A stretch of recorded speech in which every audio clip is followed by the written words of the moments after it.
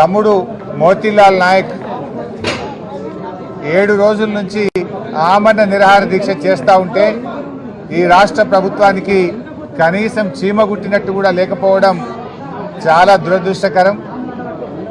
మోతీలాల్ నాయక్ను ఈరోజు దీక్ష విరమించాలని BRS party పక్షాన మేమందరం కూడా ఆయనను కోరే ప్రయత్నం చేశాం.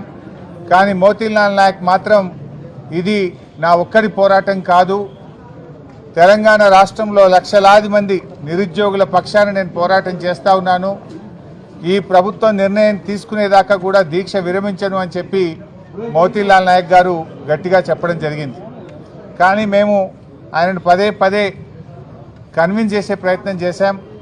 అందరం మీ వెంట ఉంటాం, కలిసి పోరాడదాం, ప్రాణం ముఖ్యం, తల్లిదండ్రులు నీకు లేరు, తండ్రి లేడు, తండ్రి లేని పిల్లడు, నీకు అనేక బాధ్యతలు ఉన్నాయి, దీక్ష విరమించాలని చెప్పి మేము చాలా రకాలుగా మోతీలాల్ నాయక్ను కన్విన్స్ చేసే ప్రయత్నం చేశాం. ఈరోజు ఈ ప్రభుత్వం ఎట్లా తయారైందంటే మొద్దు నిద్రపోతూ ఉంది.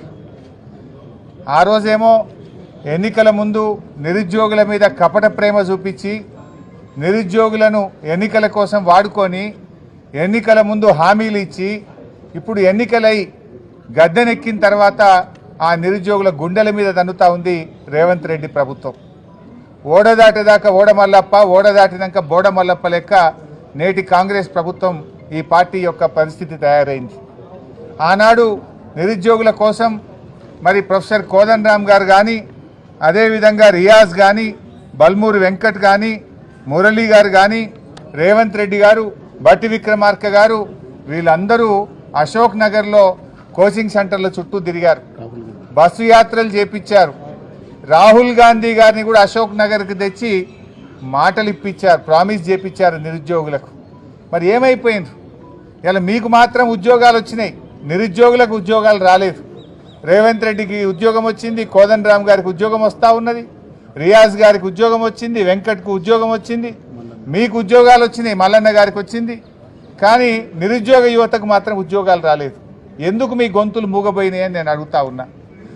మన రాహుల్ గాంధీ గారు ఆ రోజు మీరు అశోక్ నగర్కి వచ్చి నిరుద్యోగ యువతకు మాట ఇచ్చారు, మేము 1,00,000 ఉద్యోగాలు 2 లక్షల ఉద్యోగాలు ఏడాదిలోగా నియామకాల ప్రక్రియ పూర్తి చేస్తామన్నారు. 7 నెలలు అయింది, ఇప్పటి వరకు జాబ్ నోటిఫికేషన్ రాలేదు. మేము జాబ్ క్యాలెండర్ ఇస్తామని చెప్పారు, 2 లక్షల ఉద్యోగాలు సంవత్సరంలోగా నింపుతామని చెప్పి ఇవాళ 7 నెలలైనా జాబ్ క్యాలెండర్కు అతిగతి లేదు. రాహుల్ గాంధీ గారికి మా నిరుద్యోగుల బాధలు వినబట్టలేవా అని నేను అడుగుతా ఉన్నా. మా నిరుద్యోగులు ఇవాళ ఆమరణ నిరాహార దీక్ష చేస్తూ ఉంటే, పోరాటాలు చేస్తూ ఉంటే ఎందుకు రాహుల్ గాంధీ గారు పట్టించుకోరు? ఇవాళ ట్విట్టర్లో కూడా మా నిరుద్యోగులు రాహుల్ గాంధీకి ట్యాగ్ చేస్తూ మీ రేవంత్ రెడ్డికి చెప్పండి, ఆనాడు నువ్వు ఇచ్చిన మాట నిలబెట్టుకోండి అని చెప్పి రాహుల్ గాంధీకి ట్విట్టర్లో పోస్టులు చేస్తే కూడా మరి ఆయనకు చూడడం లేదా, కనబడడం లేదా, వినబడడం లేదా అని నేను అడుగుతా ఉన్నా. రాహుల్ గాంధీ గారు ఇప్పటికైనా చొరవ చూపి ఆనాడు అశోక్ నగర్లో నిరుద్యోగ యువతకు ఇచ్చిన మాట నిలబెట్టుకోవాలని రేవంత్ రెడ్డి ప్రభుత్వానికి డైరెక్షన్ ఇచ్చి ఇచ్చిన హామీలన్నీ నిలబెట్టుకోవాలని చెప్పి నేను రాహుల్ గాంధీ గారిని డిమాండ్ చేస్తా ఉన్నా. రేవంత్ రెడ్డి గారు ఆ రోజు రెచ్చగొట్టే ఉపన్యాసాలు ఇచ్చావు, నువ్వు అశోక్ నగర్కి వచ్చి మాట్లాడినావు, పబ్లిక్ మీటింగుల్లో మాట్లాడినావు, నిరుద్యోగ యువతను గ్రామాల్లోకి వెళ్ళి మీరు మాకు ఓట్లు వేయించండి, మేము రాగానే చిటికెట్లో ఒక్క చిటికేసి మీ పని చేపిస్తా అన్నావు, ఒక్క సంతకంతో మీ పని చేపిస్తా అన్నావు. ఏమైంది నీ సంతకం? ఏమైంది నీ చిటిక? ఎందుకు నిరుద్యోగుల యొక్క సమస్యలు పరిష్కరించడం లేదు? వాళ్ళు ఏమడుగుతున్నారు? ఏమైనా గొంతెమ్మ కోరికలు అడుగుతున్నారా? ఆనాడు మీరు అశోక్ నగర్కి వచ్చి ఆనాడు ఎన్నికల ప్రచారంలో మీరు ఏ హామీలు ఇచ్చారో ఆ హామీలు అమలు చేయమని అడుగుతున్నారు తప్ప కొత్త కోరికలు కోరడం లేదు, గొంతెమ్మ కోరికలు అసలే కోరడం లేదు. ఆ రోజు మీరే చెప్పారు మీరు జాబ్ క్యాలెండర్ ఇస్తామని. ఒకవైపు రేవంత్ రెడ్డి గారు, ఇంకొక వైపు బట్టి విక్రమార్క సంతకాలు పెట్టి బాండ్ పేపర్ల మీద రాసిచ్చారు. మీరు ఏమైనాయి మీ సంతకాలు? ఏమైనాయి మీ బాండ్ పేపర్లు? అసెంబ్లీలో ఆ రోజు ప్రతిపక్ష స్థానంలో ఉండి ఇదే బట్టి విక్రమార్క గారు 1:100 పరీక్ష పెట్టాలని అడిగారు. ఎందుకు పెట్టరు అని అడుగుతా ఉన్నా. అంటే ప్రతిపక్షంలో ఒక మాట, అధికారంలో ఇంకో మాట ఉంటుందా? ఆ రోజు ప్రొఫెసర్ కోదండరామ్ గారు ఇదే నిరుద్యోగులను రండి అని కాంగ్రెస్ పార్టీ ఆఫీస్కు తీసుకుపోయారు, బస్సు యాత్రలకు తీసుకుపోయారు, మేమున్నామని భరోసా ఇచ్చారు, అధికారం రాగానే మీ సమస్యలు పరిష్కరిస్తామన్నారు. ఇవాళ పోయి మా నిరుద్యోగ యువకులు మాట్లాడితే ఇది కాన్స్టిట్యూషనల్ బాడీ ఏమీ చేయలేమని చేతులు ఎత్తుతున్నారు. ఆ రోజు మీకు తెలియదా? మీరు ప్రొఫెసర్ కదా, మీరు మేధావులు కదా, అయినా అది చేయడానికి అవకాశం ఉంది. గతంలో ఉమ్మడి ఆంధ్రప్రదేశ్లో వైఎస్ రాజశేఖర రెడ్డి గారు ముఖ్యమంత్రిగా ఉన్నప్పుడు ఇదే విధంగా నిరుద్యోగ యువత నుంచి డిమాండ్ వస్తే ఆ రోజు 1:100కు అవకాశం కల్పించారు.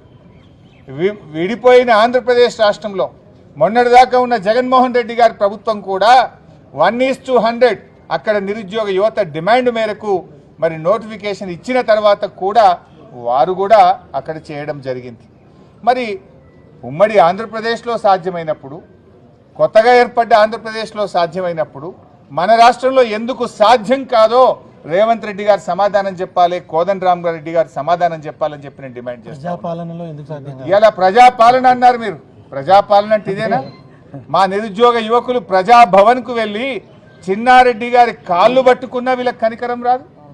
చిన్నారెడ్డి గారు మరి మాట్లాడతా అని చెప్పిండు, ఏమైపోయింది? నీ ప్రజాపాలన, నీ ప్రజాభవన్ ఇదేనా అని నేను అడుగుతా ఉన్నా. ఇవాళ మా యువకులు ఎవరైనా ట్విట్టర్లో పోస్టులు చేస్తే, సోషల్ మీడియాలో పోస్ట్ చేస్తే భయభ్రాంతులకు గురి చేస్తున్నారు. నీ నంబర్ కౌంట్ అవుతున్నది, నువ్వు పోస్ట్ చేసినావు, నీ సంగతి చెప్తాం, నీ మీద కేసులు పెట్టమని ఇవాళ నిరుద్యోగ యువకులను భయభ్రాంతులకు గురి చేస్తున్నారు.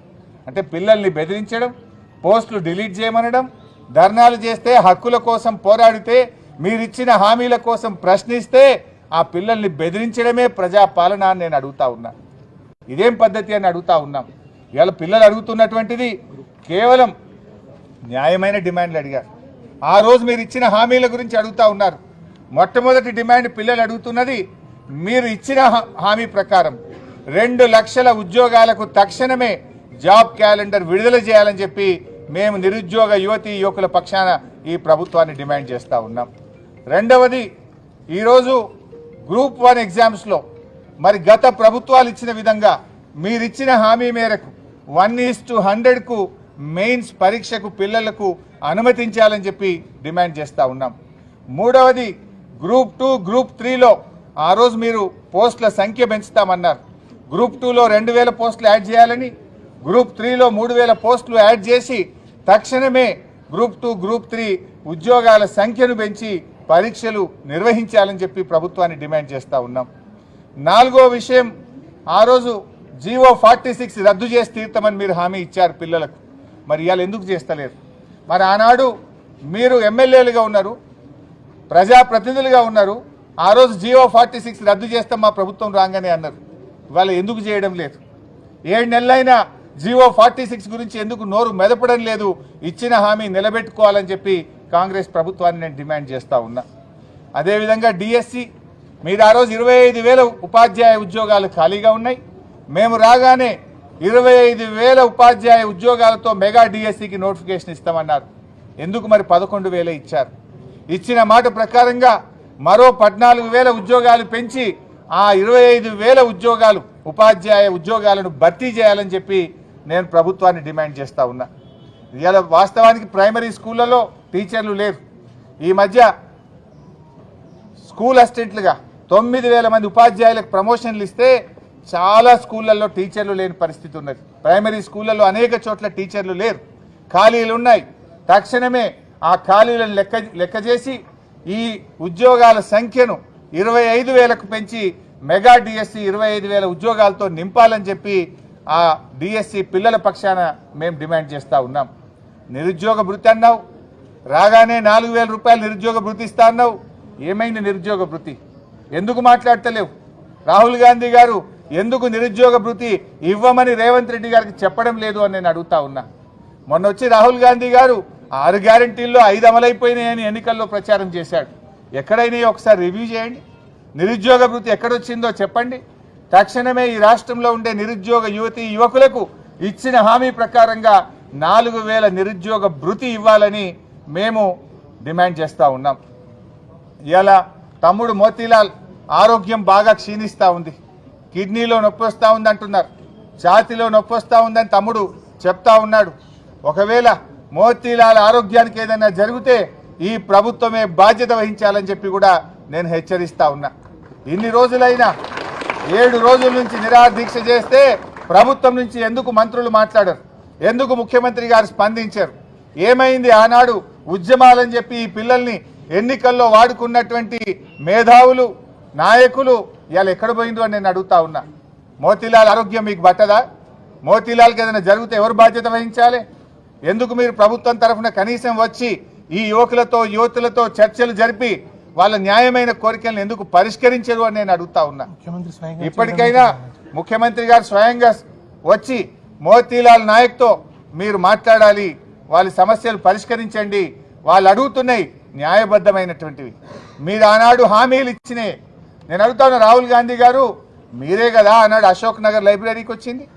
అశోక్ నగర్ లైబ్రరీకి వచ్చి ఆ రోజు మీరు చాలా ప్రేమ ఒలకపోసినారు. నిరుద్యోగులకు ఎంతో మాట ఇచ్చారు, నమ్మబలికారు. మరి ఆనాడు అశోక్ నగర్ లైబ్రరీకి వచ్చి నిరుద్యోగుల ఓట్లు కావాలని నిరుద్యోగులను ఎన్నికల్లో వాడుకున్న రాహుల్ గాంధీ గారికి ఈరోజు కనీసం ఒక్క మాట రేవంత్ రెడ్డి గారికి చెప్పడానికి సమయం దొరకలేదా? ఈ నిరుద్యోగుల కష్టాలు మీకు వినబడతలేవా అని నేను అడుగుతా ఉన్నా.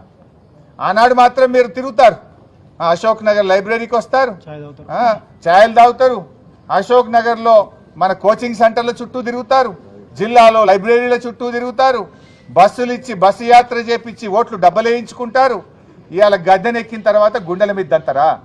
ఇదేనా మీ నీతి? ఇదేనా మీ ప్రభుత్వ పనితీరు? ప్రజాపాలన అంటే ఇదేనా? పిల్లల్ని బెదిరించడం, ఇచ్చిన హామీలు మర్చిపోవడం, ఎవరైనా ప్రశ్నిస్తే వాళ్ళ మీద అక్రమంగా కేసులు పెట్టడం. ఇవాళ దయచేసి ఇప్పటికైనా ఇవి మానుకోండి, ఇచ్చిన హామీలు నిలబెట్టుకోండి. తక్షణమే ముఖ్యమంత్రి గారు, ఈ రాష్ట్ర ప్రభుత్వం ఈ నిరుద్యోగ యువకులతో చర్చలు జరిపి ఇచ్చిన హామీలు అమలు చేయాలని చెప్పి మేము డిమాండ్ చేస్తూ ఉన్నాం. రేపు అసెంబ్లీ సమావేశాలు ఎప్పుడు ప్రారంభమైనా ఈ ప్రభుత్వం మీద ఒత్తిడి తెస్తాం, అసెంబ్లీని స్తంభింపజేస్తాం. నిరుద్యోగ యువకులకు ఇచ్చిన మాట నిలబెట్టుకునేదాకా ఎంతవరకైనా తెగించి బీఆర్ఎస్ పార్టీ ఈ నిరుద్యోగ యువకుల పక్షాన నిలబడుతుంది. వీళ్ళ న్యాయబద్ధమైన ఈ కోరికలు, ఈ హామీలు అమలయ్యేదాకా పూర్తి అండగా ఉంటాం. దయచేసి మీరు కూడా మరి దీక్ష విరమించాలని మోతీలాల్ నాయక్ గారిని ఈరోజు మీడియా పరంగా కూడా ఆయనకు విజ్ఞప్తి చేస్తూ ఉన్నా. లోపల కూడా దాదాపు 15 నిమిషాలు ఆయనను దీక్ష విరమించడానికి కన్విన్స్ చేసే ప్రయత్నం నేను కానీ, మా దేశపతి సీనన్న, లక్ష్మారెడ్డి ఎమ్మెల్యే గారు, రవీంద్ర నాయక్ ఎక్స్ఎమ్మెల్యే గారు, ఎర్రోళ్ళ శ్రీనివాస్ గారు, మా తమ్ముడు శ్రీను అందరం కూడా ప్రయత్నం చేసినాం. కానీ ఆయన చాలా గట్టిగా అన్న ఈ ప్రభుత్వం దిగాల్సిందే, న్యాయం జరగాల్సిందే, ఇది నా కోసం కాదు లక్షలాది మంది నిరుద్యోగుల కోసం నేను దీక్ష చేస్తున్నా అని చెప్పి ఆ తమ్ముడు చాలా గట్టిగా ఉన్నాడు. అందువల్ల తమ్మునికి ఏమైనా కాకముందే తక్షణమే ప్రభుత్వం స్పందించాలి, ముఖ్యమంత్రి దిగి రావాలి, ప్రభుత్వం చర్చలు జరపాలని చెప్పి కోరుతా ఉన్నా. పెద్దలు కోదండరామ్ సార్ కూడా నేను కోరుతా ఉన్నా, మీకు ఇవాళ ఎంతో గౌరవం ఉండే, మరి ఆ గౌరవాన్ని మీరు నిలబెట్టుకోండి. ఆ రోజు మీరు పిల్లల దగ్గరికి పోయారు, ఇవాళ పిల్లలు మీ ఇంటికి వస్తే కూడా మీరు ఏమన్నారట, నాది పోస్ట్ మ్యాన్ జాబు అంటున్నారట. మీరు ఇది మీకు తగునా అని నేను అడుగుతా ఉన్నా. దయచేసి ప్రభుత్వం మీద ఒత్తిడి పెంచాలి, ఈ పిల్లల పక్షాన మీరు బాధ్యత తీసుకోవాలి.